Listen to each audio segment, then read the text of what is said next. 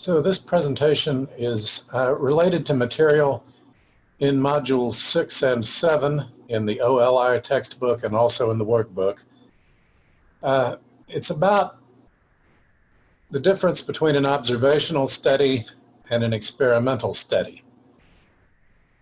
And what's important is one of them, the experimental study, can reveal when there's a cause and effect relationship, whereas an observational study cannot show that. And I'm going to start with this example, how to find out if drinking bottled water causes a person to have higher aerobic capacity. And I'm going to illustrate the wrong approach first, because in a way it's the most intuitive. It's what you might think of first. And I want to illustrate why it doesn't work, and then how the experimental study solves the problem. Okay. Let me just stop the video here for a minute and go over to my document camera and draw some pictures.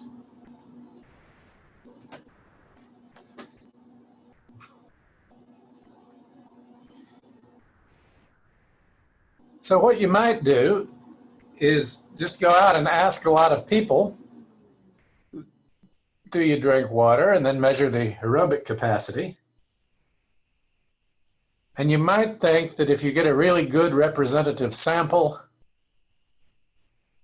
that you could find out if there's cause and effect. You cannot, but let me show you why. So here's the bad plan.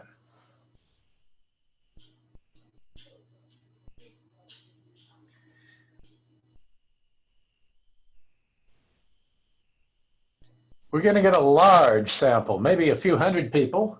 That part's good.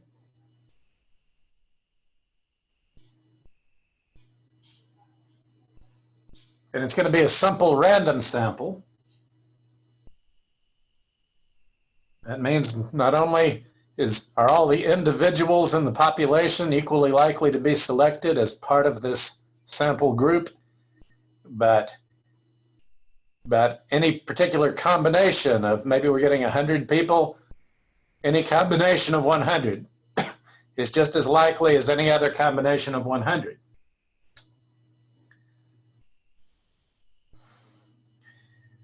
And we're going to ask each person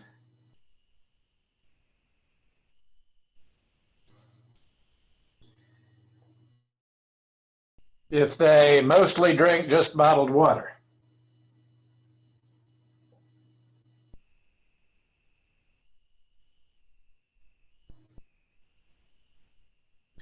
And then we're also going to measure each person's aerobic capacity.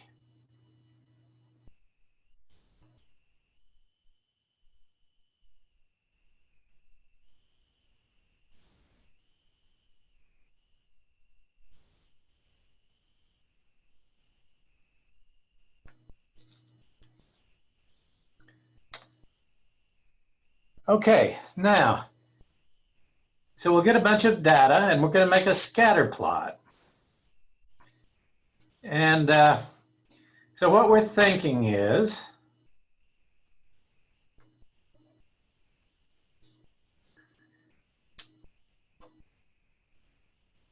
that maybe the bottled water can explain or predict the aerobic capacity.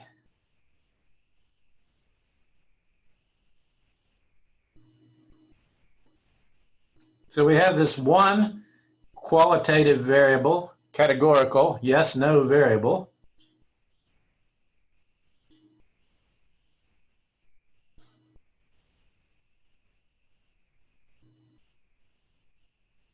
On the x-axis, do you drink the bottled water? And then on the y-axis, we have aerobic capacity. And I don't really know how they measure that.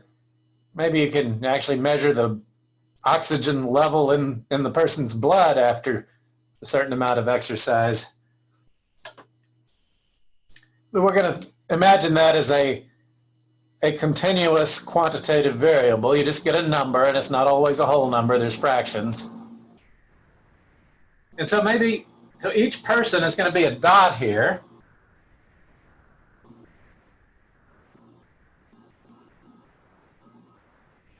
And we got like 100 people, but I'm only going to draw like 4 dots because I don't have all that much space. And then over here with the yeses, maybe it's looking good.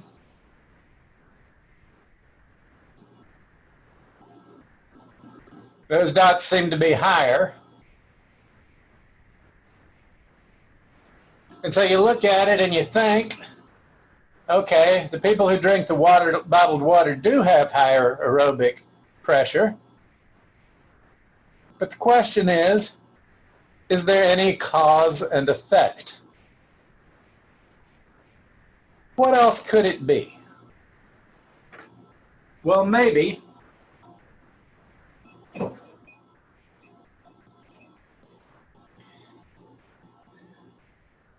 some of these people exercise and others don't. And maybe it's the exercise that really does it. And it's just that the people who drink the bottled water, you know, among the people who exercise, more of them end up over here with the bottled water. So this purple here is going to be exercise.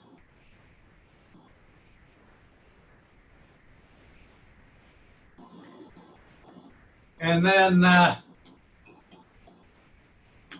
this orange is going to be not exercise.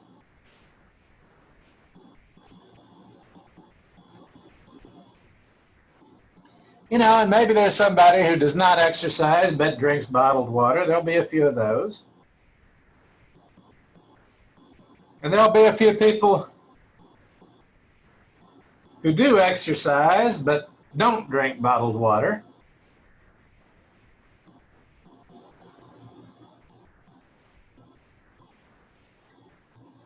But my point is this.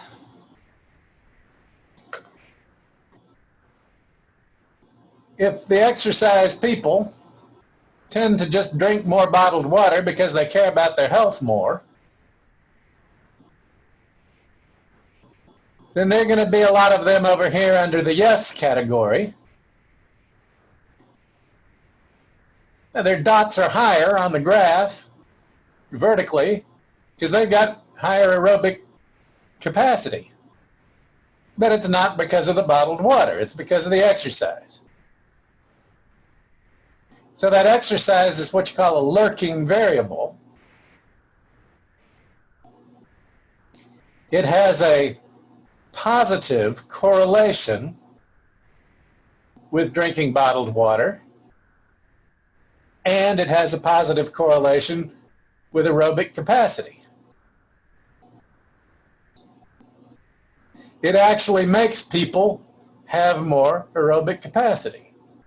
It does not make them drink more water, but it's associated with drinking more water. So it's a third variable. It's not on the graph, but it goes along with both things, and therefore it makes them go along with each other. So bottled water and aerobic capacity seem to go together,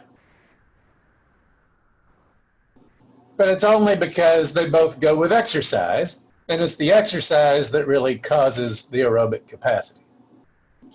So you could be misled. Okay. Now,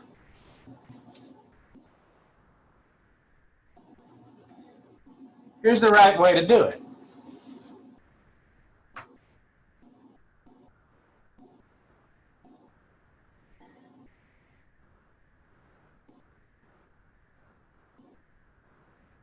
First, you start out the same way. You get a big, simple, random sample.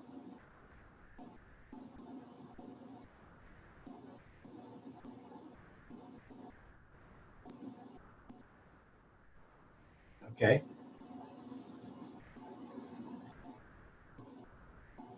Then what you do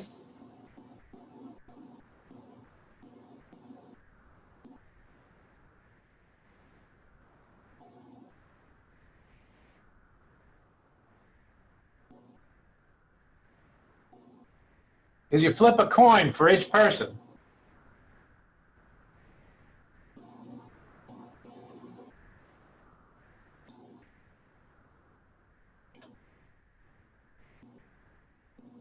And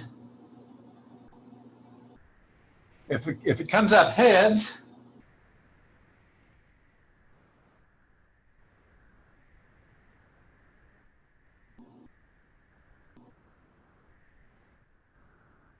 you give them bottled water.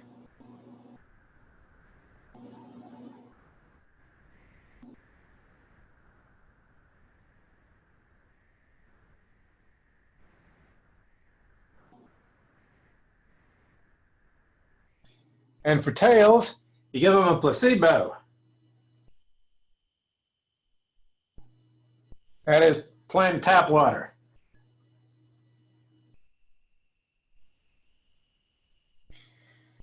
Okay.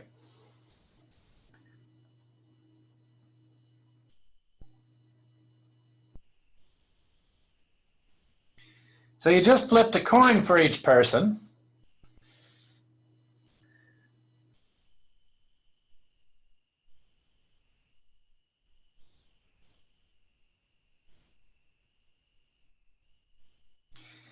That means the exercise people and the not exercise people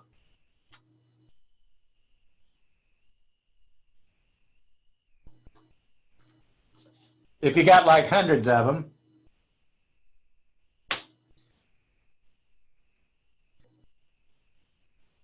you come up with equal numbers in both groups.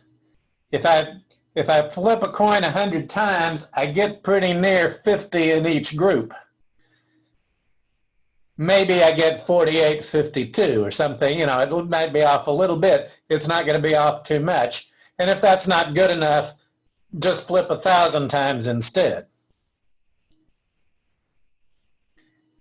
So you end up with equal numbers in both groups.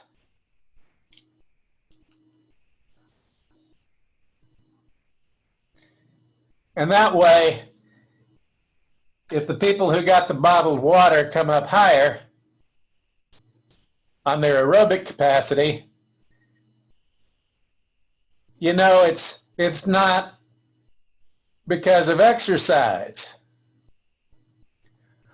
or anything else. Being left-handed, you flip the coin. You get as many left-handed people over here as here. It can't be about the exercise or anything else.